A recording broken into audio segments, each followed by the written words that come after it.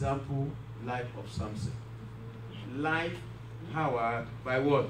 By the Spirit of God. And we want to look at the life of Samson. We might be looking at the life of Samson for some 1 or 2 weeks. And today we shall lay the foundation for the life powered by the Spirit of God. We're going to lay the foundation.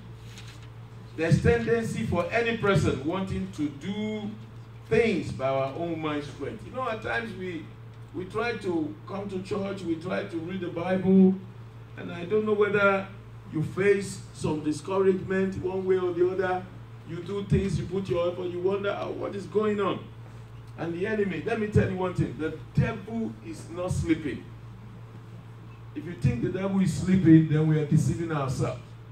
The devil is well and active, he's doing his work, but he will not succeed. Amen. I say he will not succeed. Amen. And we need to be aware of that.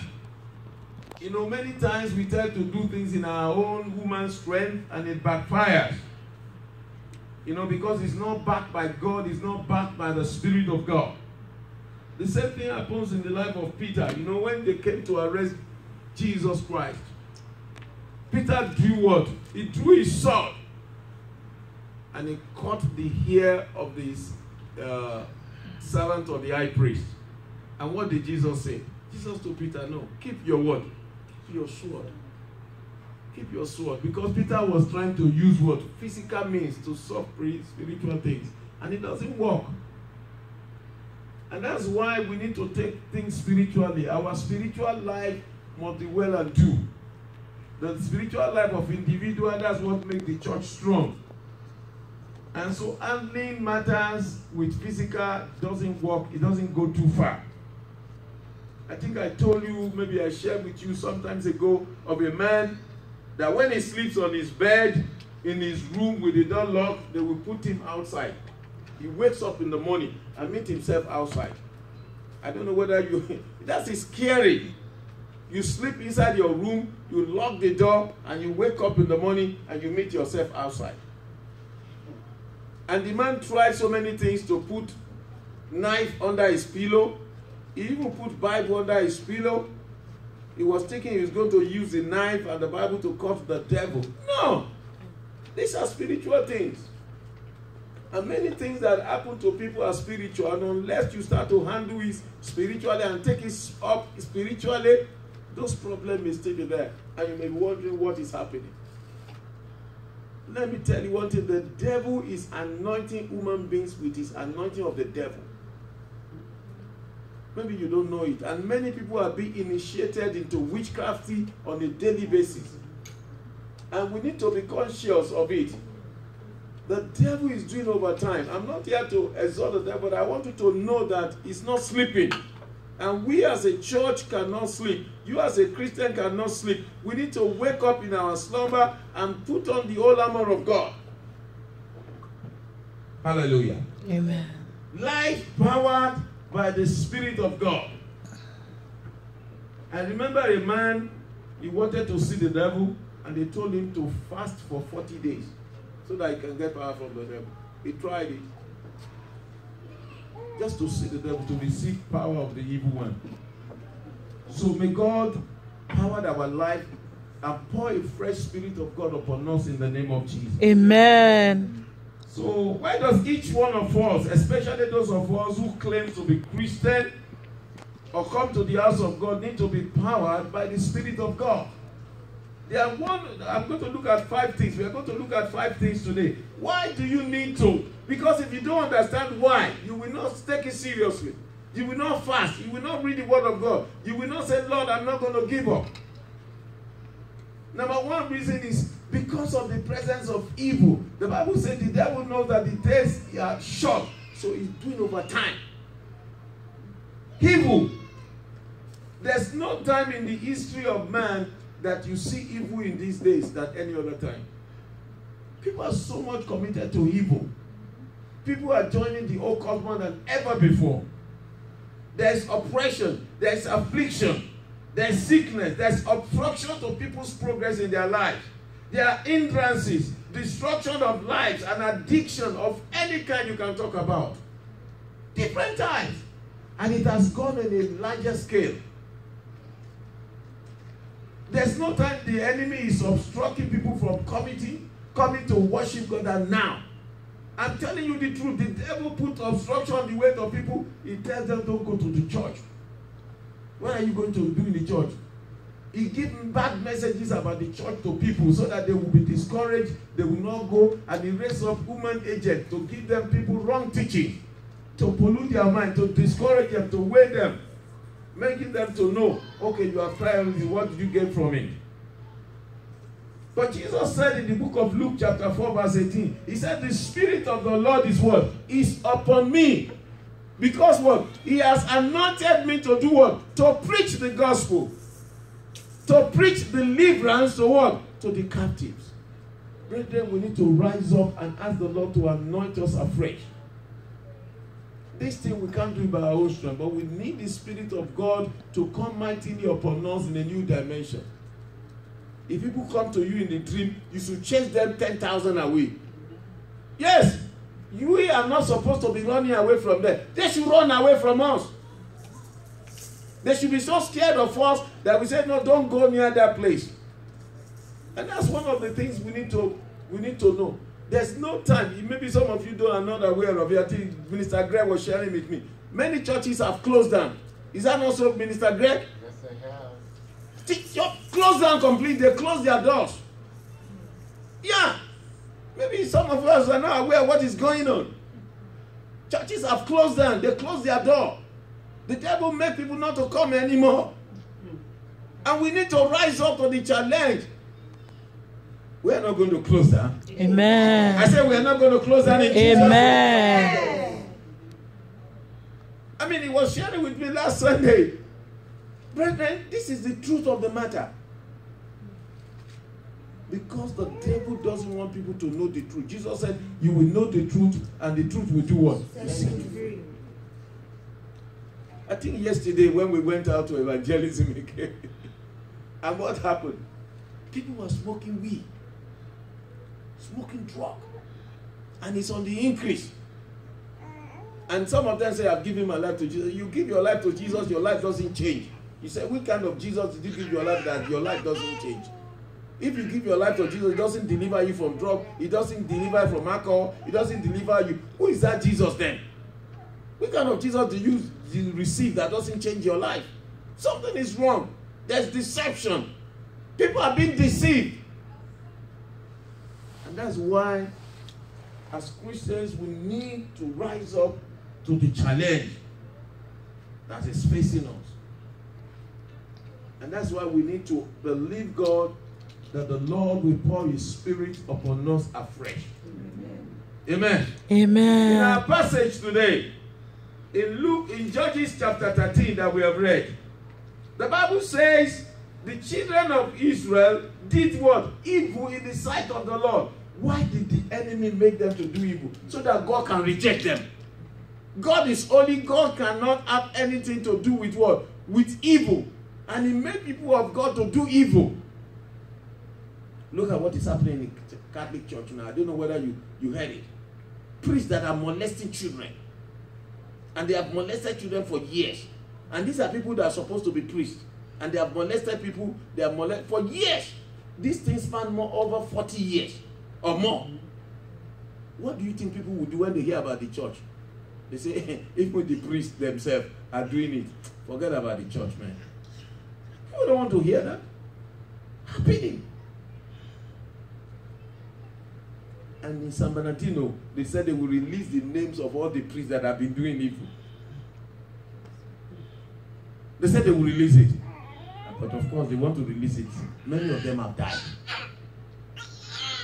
They did evil and they were priests, they died. Where do you think they will go? You think they will go to heaven?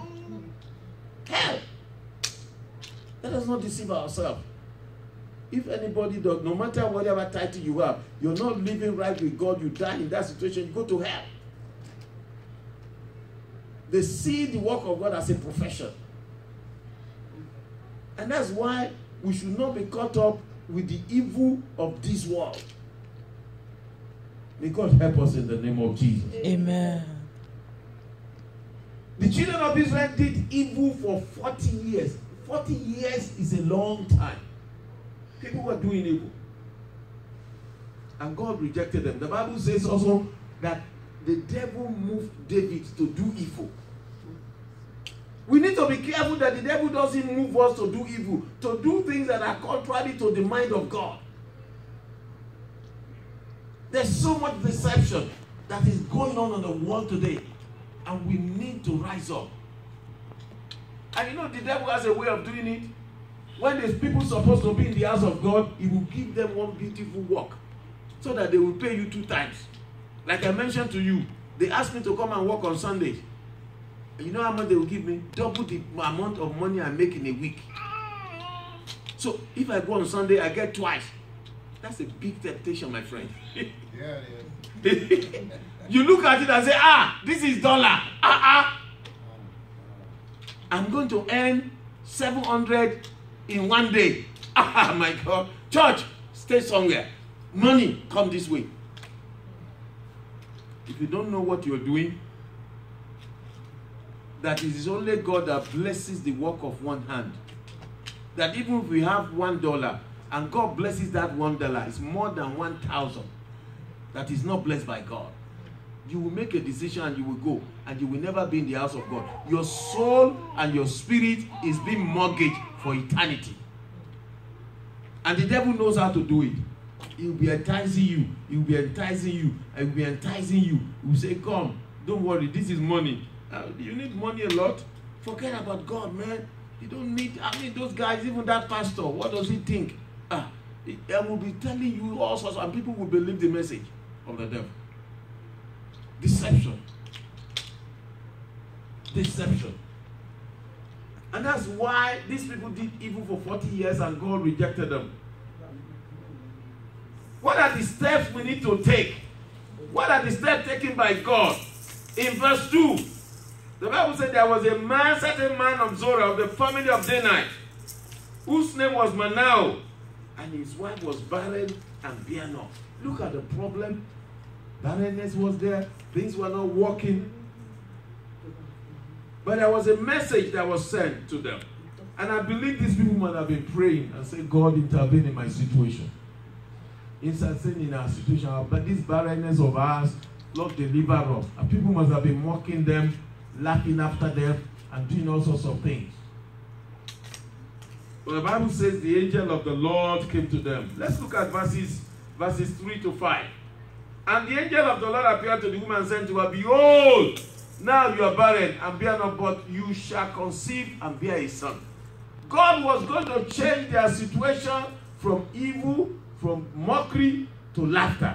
Say, the Lord will change my situation. The Lord will change my situation. The Lord will change our situation in this assembly. The Lord will change our situation in this assembly. Amen. Amen. And now therefore be aware, I pray you, drink no wine, nor strong drink, nor eat any unclean thing, for lo, you shall conceive and bear a son, and no razor shall come on his head, for the child shall be a Nazarite to God from the womb, and he shall begin to deliver Israel out of the hand of the Philistines. Listen, people who are in oppression for 40 years. Let me tell you one thing, may the Spirit of God come upon us. Amen. Amen. Amen. I said, may the Spirit of God come upon us. Amen. May we be willing to believe God, may be willing to pray, to say, Lord, let your Spirit come upon us. You see, for the Spirit of God to come upon people, there must be consecration. There must be consecration. People must consecrate themselves. There must be total consecration to God. God gave them a condition.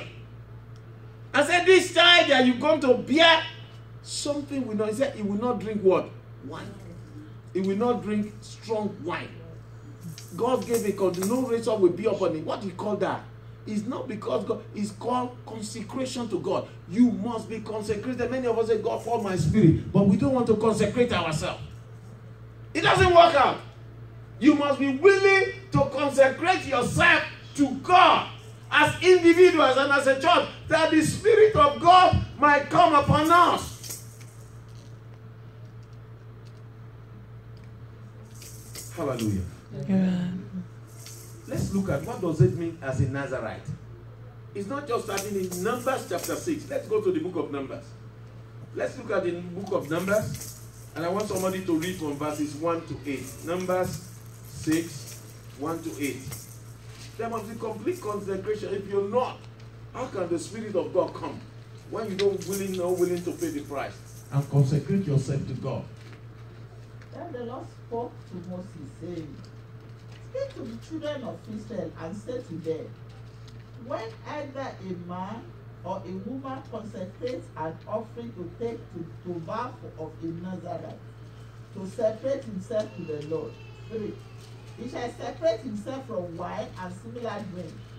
He shall drink neither vinegar made from wine nor vinegar made from similar drink. Neither shall he drink any grape juice nor eat fresh grape or raisins. All the days of his separation he shall eat nothing that is produced by the grapevine from seed to skin. All the days of his vow of his separation no razor shall come upon his head until the days are fulfilled, for which he separated himself to the Lord. He shall be holy.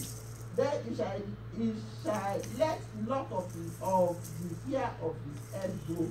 All the days that he separated himself to the Lord, he shall not go near a dead body. He shall not make himself unclean even for his father or his mother, for his brother or for his sister, when they die, because his separation to God is on his head. All the days of his separation he shall be holy to the Lord. Some people might be wondering, and some people have misinterpreted this. They now call themselves Rastafarian. You know, Rastafarian, they have locks. They say they are Rastafarian.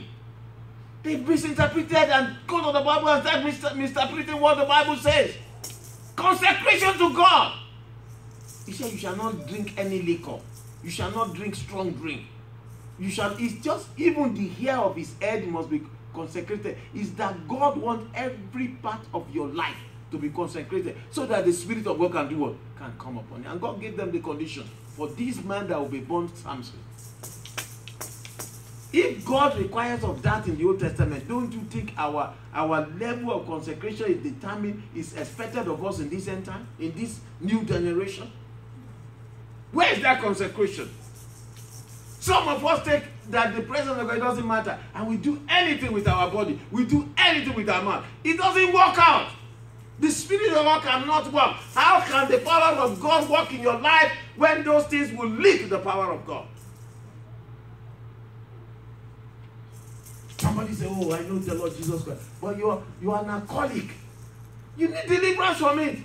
Until you're willing to say, God set me free, nothing's going to happen. Nothing. And that's why we need to consecrate ourselves. And the Bible says in his separation is only to who? To the Lord. We cannot be like other people. We must separate ourselves from every uncleanness, from every unrighteousness, from everything that is called uncleanness. We must separate ourselves. You can't use your body anyhow. The Bible says your body is the temple of what? Of the Holy Ghost. Consecration. The role of the Nazarite was a sacred person who was consecrated to divine service for a specific period of time, which could be lifetime, as a result of a vow or an expression of special commitment to God. It's either a vow you have made by yourself or they made on your behalf. Hallelujah. I remember my mom. You know, mothers, thank God for them. Hallelujah. That's why we need to pray for our children. Please, mothers, pray for your children. I'm not saying fathers should not pray. Mothers, it's not an easy thing to give birth to a child. The pain is there. You remember it. If I'm going to remember the day when I was born, I think I've shared it before. My father was drunken that day. He was drunken with his friend. And my mother had no help to deliver. And they were telling me the story. Finally, they helped me somehow. Maybe I think I was delivered on the road somewhere. And I would have died. And my mother finally got a help. I think some neighbors, I don't know who came around and helped her. And when my dad and his friend came to the scene, they were still drunken. They were prostrating and said, baby, we will have killed you. They were so drunken in their alcohol, so much that they were prostrating for me. And they say, your dad came and prostrate and said, baby, we will have killed you. Sorry, forgive us. I mean, you see the effect of alcohol. You know, that same man, that's one thing that pained me in my life. I will never forget it. This same man that came with my dad, the day he died, and the Spirit of God was telling me that day, I've grown up in 1982 before the man died. Was it 82 or, no, it's 1970 something. Before the man died, I've already become a Christian. It was his son that led me to the Lord. The son of this man that led me to the Lord. And the Lord wanted me to preach to him that day. He was going to go for a funeral. Somebody died and was going to go for that funeral. And he walked into our house. And God said, speak to him, my son. I said, the day I was born, that man was there. Prostrating for me. How can I preach to him? And God said, my son, I didn't know much about the Lord. He said, but preach to this man. And I didn't preach. I was so scared that the day I was born, this man was there. What am I going to tell this man? That man went to that funeral. He got drunken in that funeral. He came the next day. He had an accident and he died. Not only that he died, all the people who gave the right to, they died with him. Only one of them did not die. And his 2 legs were cut off. And his hand were cut off. Is it not better for him to have died? Not that they told me. I went to the scene of the accident. And he has just bought a new Ijapa that time. Volkswagen. The man was working in the court. He was the clerk in the court. I went to the scene.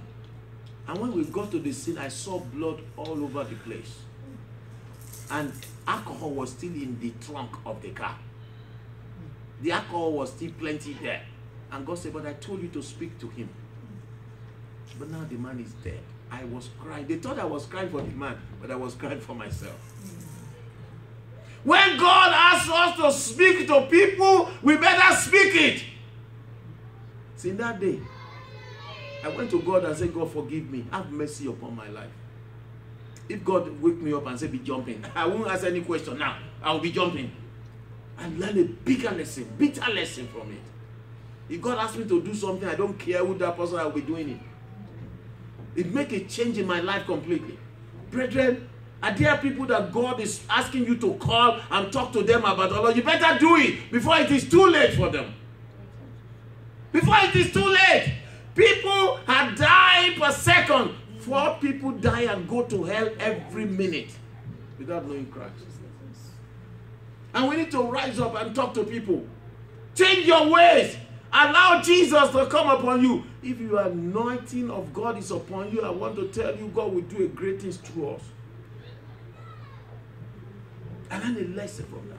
May the Spirit of God come upon us. Amen. God told these men, no liquor, no alcohol, no strong drink. And God said, I'm expecting a high level of consecration, including the hairs of his head. Why? It's just to make a difference between this man and other people. God wants us to be different. And God wants us to go out in the power of the Holy Spirit, that our life will be powered by the Holy Spirit of God. We had opportunity today. And that's one of the reasons why we need to change. We need to allow the Lord, the Spirit of God, to come upon us because of the evils and affliction that are oppressing people in our days. If people don't consecrate themselves, you can be drinking alcohol, the power of God will not walk through you. You can be going to all sorts of evil, the power of God cannot walk through you. Because God has nothing to do with evil. Can you take the cup and the bath or the bowl you use in the toilet and put your best rice inside there and start eating it? But the plate is clean now. There's no poo-poo inside. Can you still use it? Why not? You will not do that. And you want God to use a vessel that is unclean. It doesn't work out. You must dedicate ourselves to holiness. We must dedicate our life to pure living before God, in our thought and in our mind. Anything that is going to support the purpose of God, we may rise up to it and say, Lord, I have nothing to do with evil. Consecration. And God told the parents, I said, you must consecrate yourself. Because that is where the Spirit of God is going to be. Amen. Amen. Brethren, we need to pray for our children. We need to intercede. We need to fast for them, that the hand of God will be upon them, that we will not do things that would not bring glory to God. Things that will destroy people. Things that will not help people. Consecration. We live in an age today that people don't care about consecration. But God wants us to commit ourselves to it. Let's look at the second step. Apart from consecrating yourself and staying away from heavy uncleanness, stay away from it.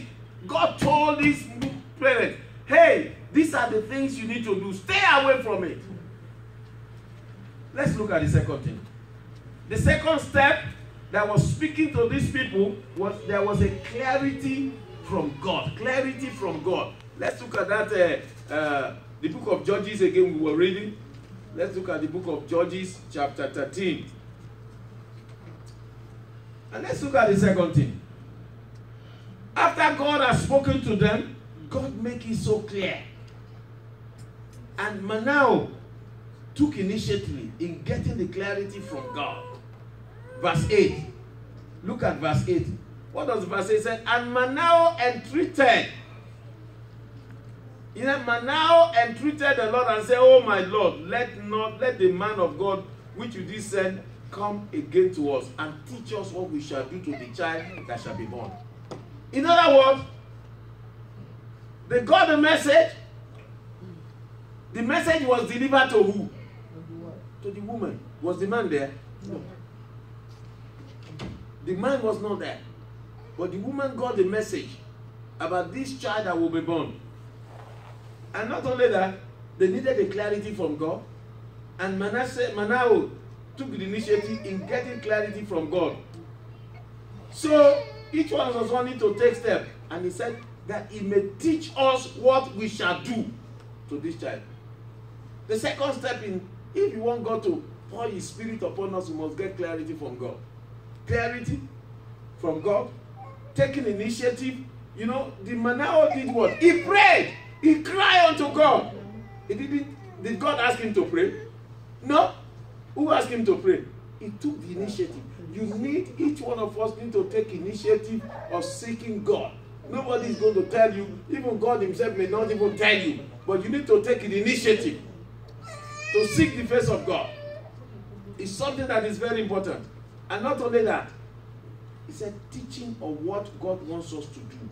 Initiative includes prayer and the word of God. Joshua chapter 1 verse 8, this book of the Lord shall not depart from you, from your mouth. You shall meditate on it day and what? Day and night. Are we growing in the things of the knowledge of the word of God? Some of us are at the same point. The scripture you knew last year, that's what you need today. You have not grown. How can you allow the Spirit of God to work up when you have not even grown? You don't even know the scriptures. The only thing that moves God is his word. But we are not fast in the word of God. We don't even know what the Bible says. How can you now claim, yeah, and you want the Spirit? You need to be fast in the word of God and giving ourselves to what? To prayers. The word of God. How much of the scripture have you memorized that you have put in your mouth? What comes out of our mouth when there is emergency? 2 Timothy chapter 2 verse 15. Let somebody read it for us. 2 Timothy chapter 2 verse 15. How much of the time do you even meditate upon the word of God? Some of us don't even spend time to grow in the word of God. To grow and let the Spirit of God work in us. And God is looking at us to seek him, to lay hold on his word, to grow in the word of God, to be fast in the scripture. 2 Timothy chapter 2 verse 15. Let somebody read it for us, please. Be diligent to present yourself. He said, be diligent to do what? To present who? Yourself. Who? Yourself. I have to be diligent. God is demanding that I be diligent. Each one of us have to be diligent to present who? Ourselves to who? To God. Yes? A worker who does not need to be ashamed. Yes? Rightly dividing the word of truth. You must be so good that you can divide the Bible. You can say, this is what the scripture says. I face challenges every day myself, and that drives me on. I met a man who believes in Yahweh. He doesn't believe Jesus Christ. When I mentioned, he said, no, Jesus Christ, don't mention Jesus Christ. It is Yahweh. I told him it is by that name, Jesus Christ. If you believe him and you give your life, he said, no, you are confusing people. I told him, if I'm confusing people, I go to hell. But I know the truth, what I'm saying. Jesus is the only way. Jesus said, I'm the way, the truth, and the life. He said, no, don't mention. The only thing you need to talk is Yahweh. Don't you know that man is in error? And that's why we need to know the scripture. And one of the people that was sharing with stood up and said, you said we should not believe Jesus Christ. He said, but Jesus came to save people. Is Jesus now a sinner? The amount of people that was listening, they were challenging him.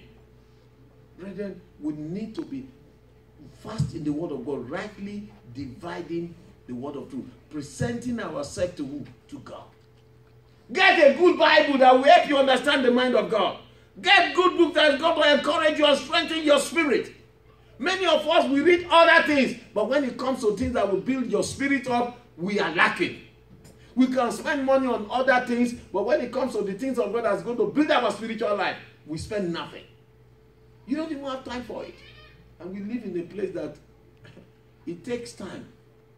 If I look at myself, I get home almost every day after 12 midnight. What time do I have to study the scripture? You know what I do during my break? I look at it. I say, Lord, I want to meditate upon the word. If it's only one verse for this break, I meditate upon the scripture and I pray. Because I know that if you don't make a sacrifice, nothing's going to happen. To make sure that you present yourself a workman that didn't know to be what? Ashamed. I said, Lord, give me understanding more. See, just a verse or two verses I skip during my break. I look at it and I say, Lord, help me out. A workman that needed not to be ashamed, rightly dividing the word of truth. So if you want the Spirit of God to, this man said that we will teach us what we shall do to the child. What is good. They want to know what they will do with this child, how they will prepare this child, how they will help this child to grow. Has God spoken to you about a child? You need to spend time and preparing that child. Let's look at the second thing. The third thing. There was communication between husband and wife. They have a baby, but the revelation came to the woman. It was the woman that received it. Was it the man? No, the man wasn't even there. There are times revelation will come to one person. But there must be what we call clear communication to understand what is the purpose of God. What is God saying? Especially between husband and wife. Let's look at verses 9 to 11 and 22 to 23 of that verse. And God hearkened to the voice of Manoah. Manoah prayed. He cried, said, Lord, I wasn't there. Oh, you didn't give me the revelation you gave my wife. Did you see him fighting his wife? No. Some of us will start quarreling. He said, since I'm not the one that received it, it's my wife. Okay, let me see how that's going to happen. Husband and wife start quarreling.